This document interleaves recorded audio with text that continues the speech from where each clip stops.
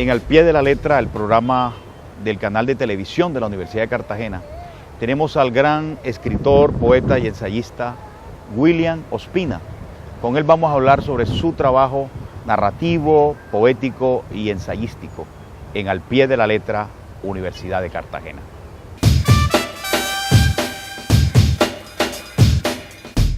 Bueno, es un privilegio poder conversar con William Ospina, una de las conciencias estéticas, literarias, narrativas y poéticas, ensayísticas de este país. Bienvenido a Cartagena. Este es un diálogo para el canal Al Pie de la Letra, del canal de la Universidad de Cartagena. Has logrado construir una narrativa, una poética y una ensayística desde muchas perspectivas. Y hoy William Ospina es leído como un gran poeta, como un gran ensayista y como un gran novelista. ¿Cómo es la experiencia de trenzar y matizar estos lenguajes? Bueno, en primer lugar, no ha sido nunca como mi intención el pasar de un género a otro, ¿no? Y casi siempre mi principal preocupación ha sido el tema de lo que estoy tratando, la historia que quiero contar o el tema sobre el que quiero reflexionar. Pero yo diría que los temas le van imponiendo a uno ciertos lenguajes, van escogiendo su tono, su ritmo, y hay cosas que cuando nos llegan como poemas, y hay cosas que cuando nos llegan como reflexiones y como ensayos. Y más recientemente para mí, sentí la necesidad de contar historias más extensas, más detalladas, más minuciosas, de seguirle el rastro a algunos personajes. Y esas ya son cosas que solo se pueden hacer en una novela, de manera que ocurrió con naturalidad, diría yo. Fui como deslizándome por un tobogán invisible de un género a otro, sin proponérmelo casi, sin tampoco pretender que podía manejar esos géneros, solamente explorando, experimentando.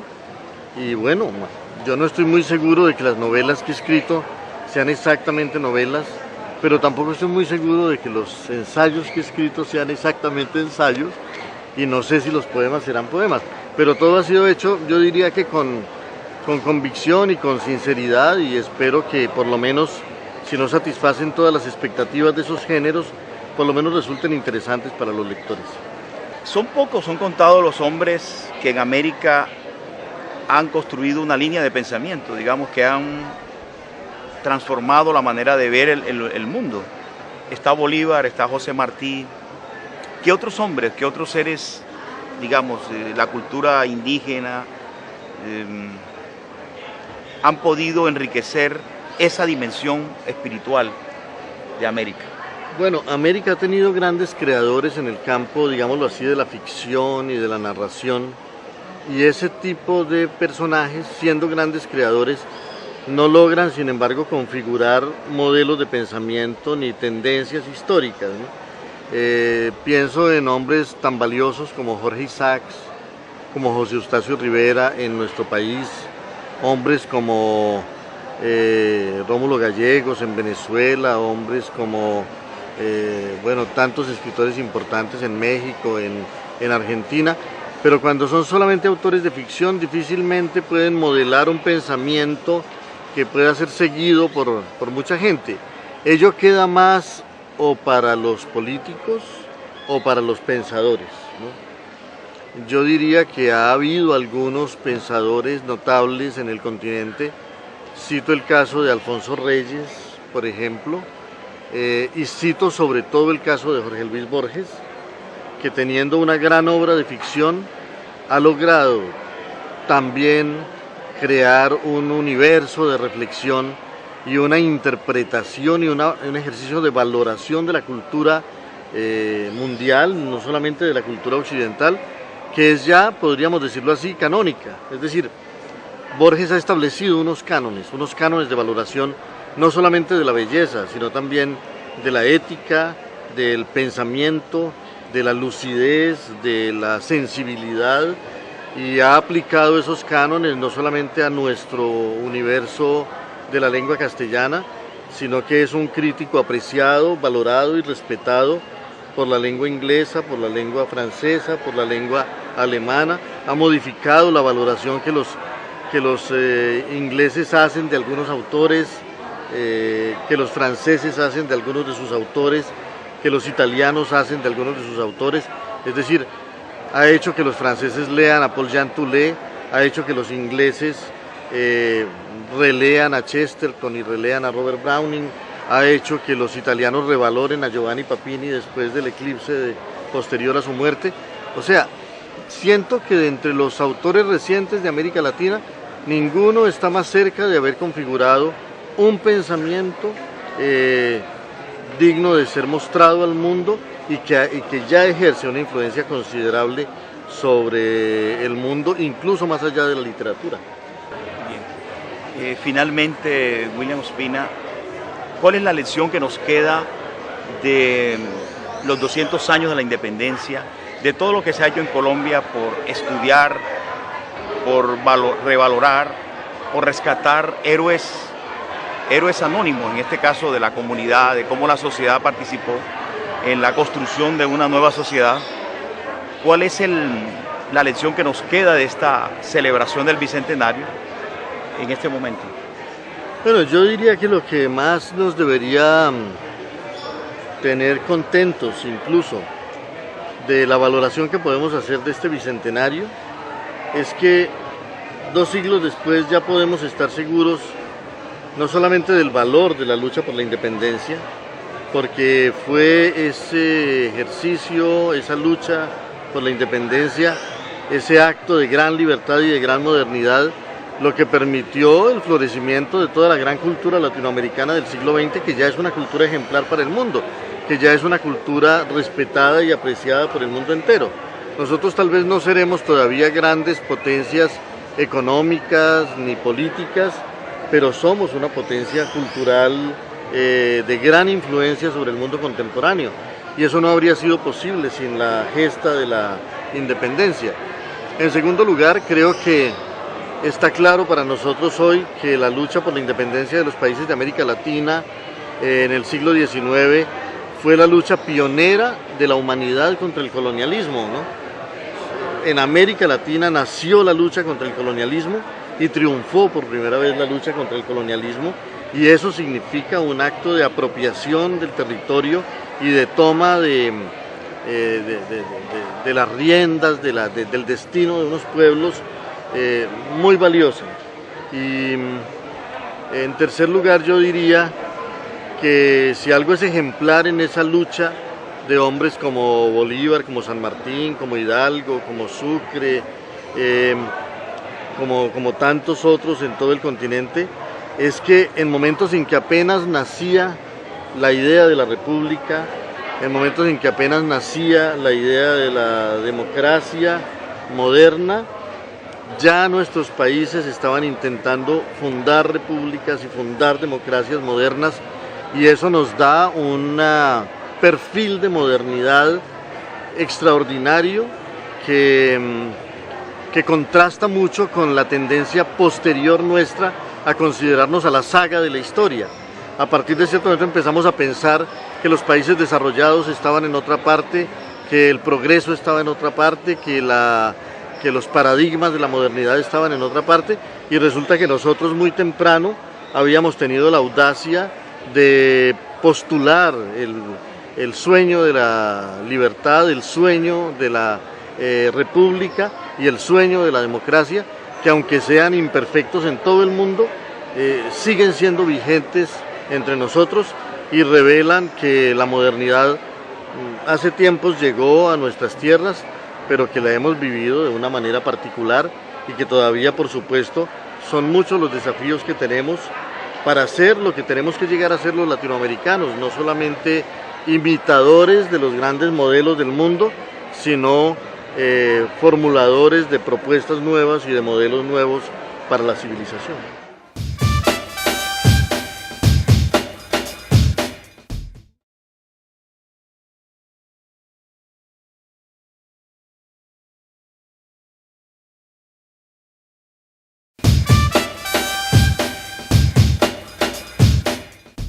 En Al Pie de la Letra, programa del canal de televisión de la Universidad de Cartagena, tenemos al periodista español Miguel Ángel Bastenier. Con él vamos a dialogar sobre el periodismo contemporáneo, sobre los géneros periodísticos como la crónica.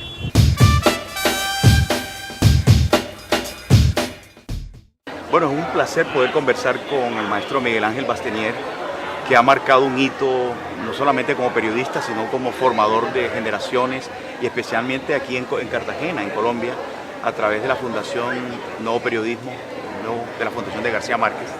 ¿Cómo ve usted el trabajo que se está haciendo en el periodismo contemporáneo? ¿De qué adolece y cuál sería la mejor propuesta? Eso necesitaría un seminario de 3 días para tratar de contestar a eso.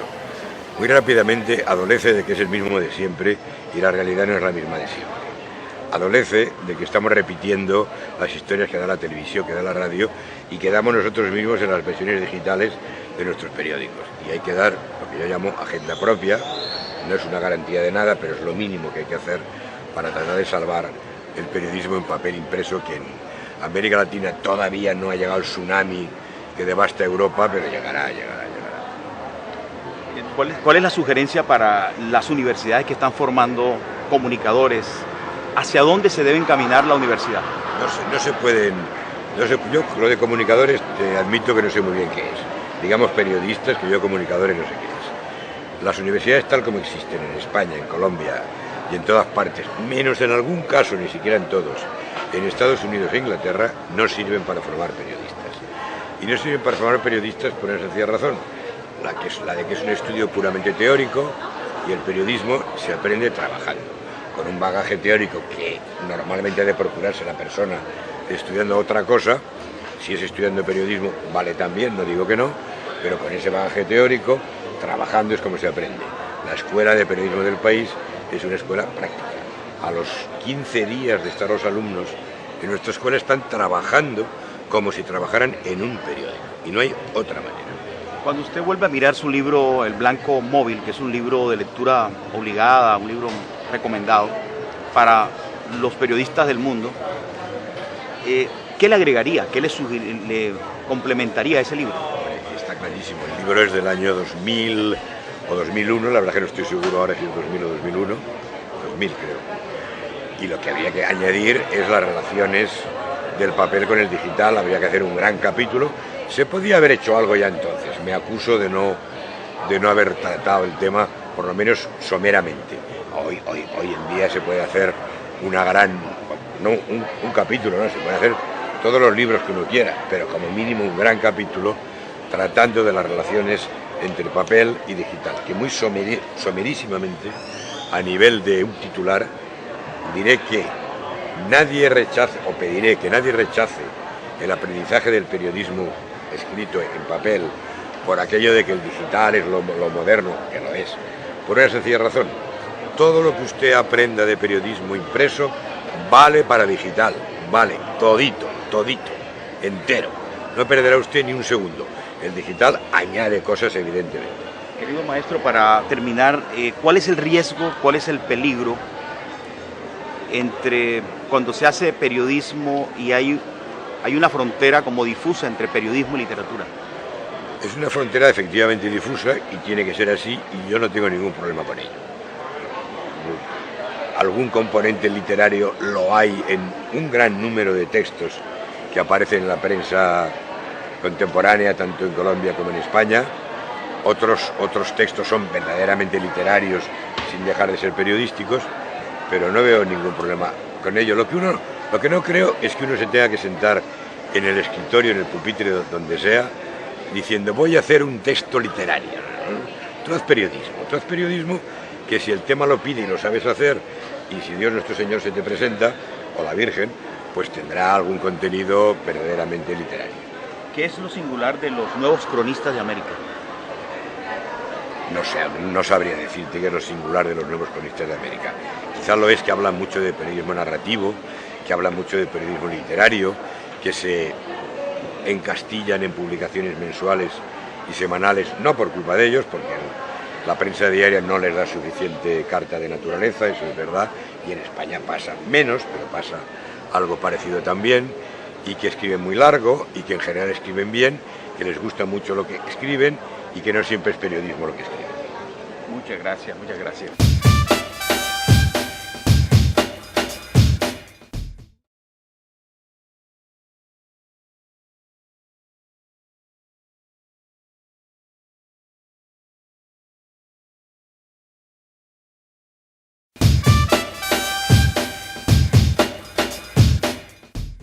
Bueno, vamos a conversar para Al Pie de la Letra, que es un programa del canal de televisión de la Universidad de Cartagena, con la periodista colombiana y escritora María Jimena Duzán.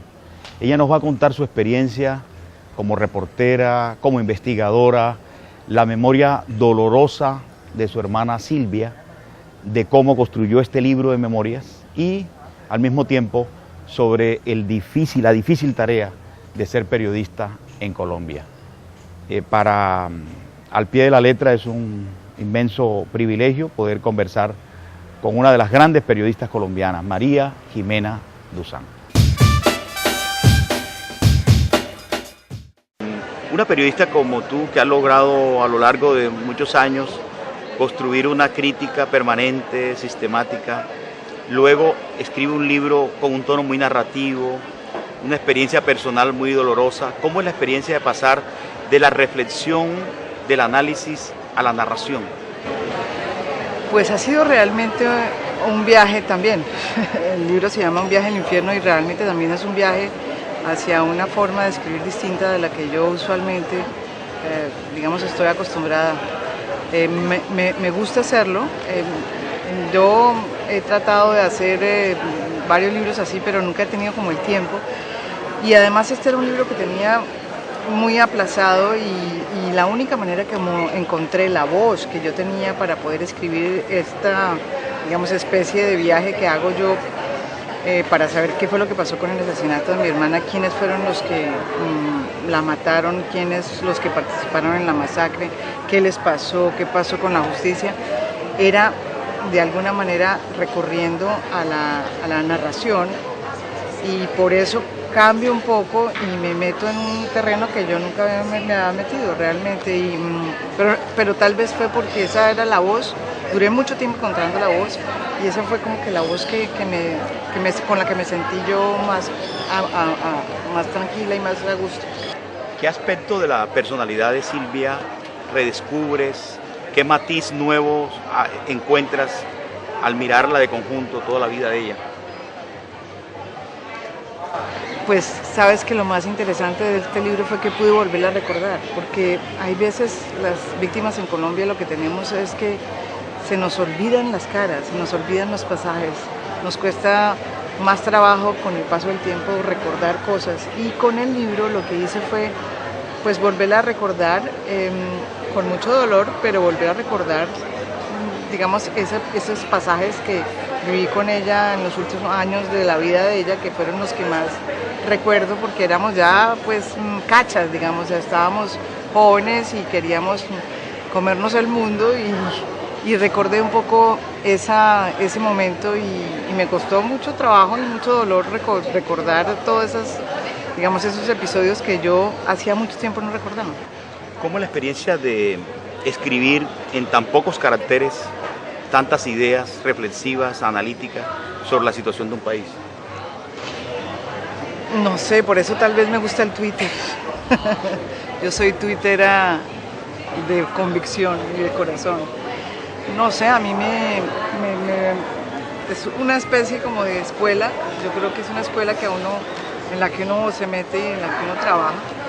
A mí me enseñaron que entre más corto, más difícil.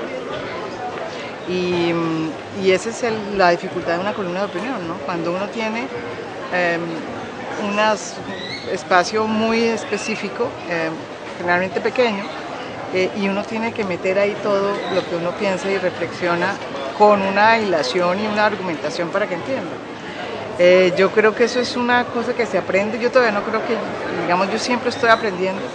Es lo más difícil, pero yo sí soy de la escuela de que cuando le dicen a uno, ay, escríbame esto, mire, solamente,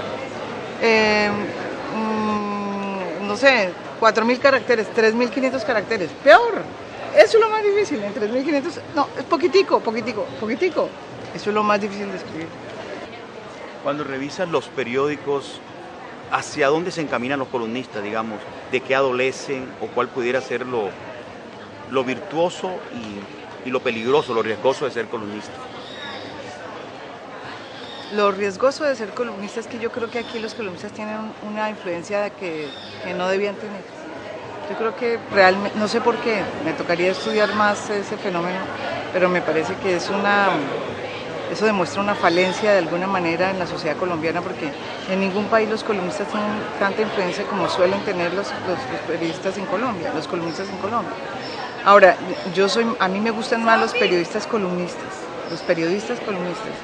porque para poder ser columnista uno tiene que haber sido todo, o sea, es como el final de una cosa y no el comienzo. Desconfío un poco de los que no son periodistas porque es muy difícil mantener caliente la mano.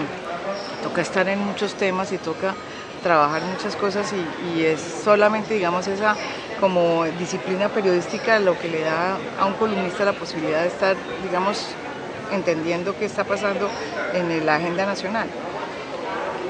Pero yo creo que lo que es deseable es que los columnistas no tengan el poder que tienen o la influencia que tienen, porque eso los convierte en otra cosa en general, ¿no? Los vuelve ya unas especies de pontificados, de cosas que no son. El columnista es una persona que da una opinión y si los quieren oír y leer o lo que sea, pues que lo lean y lo oigan, y si no, pues que compren otro periódico, que pasen, cambien de canal o que oigan otra, pero no más. Los columnistas de opinión vinieron como a suplir las unidades de investigación. Pues fíjese usted la gran paradoja, eso me parece que habla pues muy más de lo que le está pasando al periodismo colombiano. Yo creo que lo que sí hay que volver es a esas unidades de investigación ya pues más modernizadas, ya no hay que tener esta cantidad de gente, tenemos unas técnicas y unos métodos que nos da ahora el internet, pero hay que volver otra vez a hacer investigación y a hacer toda clase de trabajos periodísticos. Muy bien. Muchas gracias a María Jimena Duzán y éxitos a su libro. Muchas gracias por esta entrevista y muchas gracias a ustedes.